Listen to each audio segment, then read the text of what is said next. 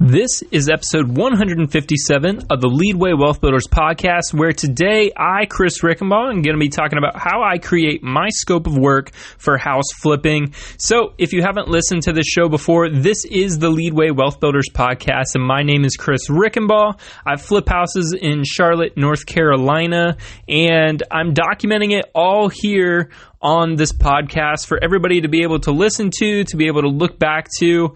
And I also talk a little bit about travel hacking and personal finance. So you can follow me if you want to see what I'm doing every day, kind of things I'm learning, tips. You can go follow me on Instagram and TikTok at chris.rickenbaugh. That's chris.REICHENBACH. And if you're listening to this podcast, stay right where you are, or you can go ahead and listen on Spotify, YouTube, Apple Podcasts, Podbean, and now Amazon Music or Amazon Podcasts. Either one of those, you can find me everywhere. So make sure you give ratings for the podcast. That's the only way this podcast grows and can help more people in their situations, because I was like everybody else, didn't know where to start, didn't know what to do. All I did was start reading books, start listening to podcasts that led me to one thing after another. And now I'm actually in the game and, going through a little bit of a rough patch right now, but I want to be able to document this and show people that, this is normal. A lot of people have these crazy stories as well. So if I can give back something to that person who's, one step behind me, that's what I want. And then I have people on this podcast to be able to, help guide me, who are a couple steps ahead of me, 1, 2, 3 steps ahead of me, and I get to be able to learn from them, and you get to learn from them as well. So please share this podcast with anybody and leave a like, rating, and review. So let's hop into the topic today. So this episode, I really wanted to talk about how I create my scope of work. Next Friday, I'll have an interview from Lone Mountain. So it's a hard money lender here in Charlotte, North Carolina. They're going to be able to give some insights on, how they do loans, if you qualify, and, how they can help you. So make sure you tune in next week. But this one, I wanted to talk about how I'm creating that scope of work for my house flipping. So this was something I really learned through listening to Bigger Pockets. So when I wasn't in the game yet, all I wanted to do was buy my first house. So I bought the house that I'm still living in now, and I bought it to turn it eventually into a medium-term rental, which might be happening very, very soon. So stay tuned for that. And what I had to do during that project was go through the house. I had to renovate it just, quite a bit. So I pretty much had to do a live-in renovation, and that's what I did. So instead of me doing all of the work, I hired like 90% of it out, and that helped me get some reps in before I actually flipped a house on creating a scope of work, how to manage contractors, how to manage the money, how they're paid, materials, and everything. So I wanted to be able to give that back today. So one of the best things that I learned from the Bigger Pockets podcast, I think it was the Rookie podcast, because Ashley, I can't think of her last name, but she was talking about it and how she does it for her flips. And she says what she does is she goes room by room and just writes down every single little thing that needs to be done in that room. So for the room that I'm sitting in right now, let's just say, it's kind of a little bit older. It needs paint. So the first thing you'd write is paint walls, paint trim. If we're doing flooring, new carpet or replace LVP. The fan's probably pretty old in there as well, so replace fan. Replace outlet covers so that they're brand new and white. Make sure we're checking outlets. And that's pretty much all you need to be able to do for every single room.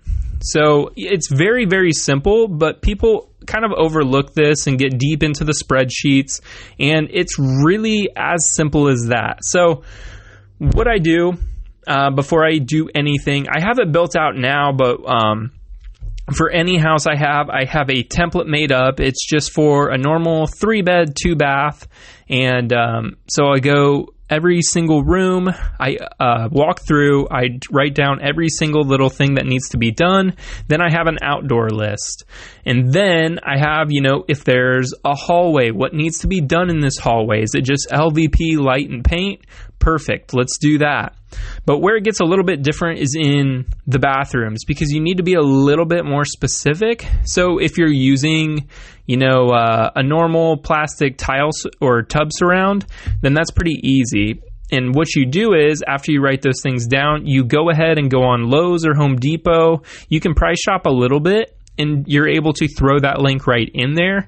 What I've found is, if you're looking for very specific things like tile or a specific color of paint, carpet, anything specific really, it's easier just to go to Lowe's or Home Depot and make sure you get copy the link, throw it in that spreadsheet, so that if you're sending it to a contractor, all they have to do is click on the link and get it ordered and go pick it up themselves.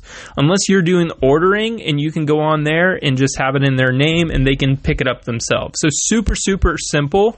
I've seen, I've been trying to look at a different way of being able to make this simpler for me. And I did that throughout this week. I looked, all right, what do I need to be doing here? What can change? What can stay? And after looking around at a bunch of different scopes of work, I said, this one definitely just makes the most sense to me, because it's still the room by room. I don't go off dollar amounts, because each contractor is going to have their own labor costs. All I can manage is exactly what that tile is going to be. So say if they need more square footage of tile, they're going to be able to they're going to have to go get that tile. That's not something I can kind of nickel and dime them and say, we need just this right amount. What if a tile breaks? What if they need another one? So you kind of have to let them do their thing on that, but you can still do the ordering after they let you know how much is needed. So a lot of this comes with the flooring as well. If you have a couple extra boxes, you need to be able to make sure you're getting the proper amount of square footage, maybe a little bit extra if something gets messed up, because then you don't have to keep going and reordering, but hopefully they already have it there for you. But that's about it for the scope of work. Make sure you're walking around the house. You can start from the inside or outside. If you're starting from the inside first, make sure you're going room by room and writing down every single little thing that you'd like to be able to do in that room. And then you move to the next one. So once you have that completed, then you can go ahead and go to the outside, write every single little thing down. Make sure you're hitting those bigger appliances like the fridge, the stove, if those need replaced on the inside, the outside, the water heater, the HVAC, roof, lighting outside. Does the fashion need replaced? Do any of the gutters need replaced? So make sure you're going through all of those little things. Take it in, take your time, and be able, that way you can hand this right off to somebody else and they can look through that and they can go right down on that checklist for you and then go through it with you. If they see anything else, then they can bring it up to you. But this is the best way to be able to do this. Doing it and I've done this episode before, but doing it on a live-in flip is the best way to get reps, because now you've done this yourself and you've managed the contractors, and maybe you can say, if you really like that contractor, see if they can do a flip for you. All it is training wheels and you're getting reps in. So that's what I wanted to leave you with today on this Friday, August 1st.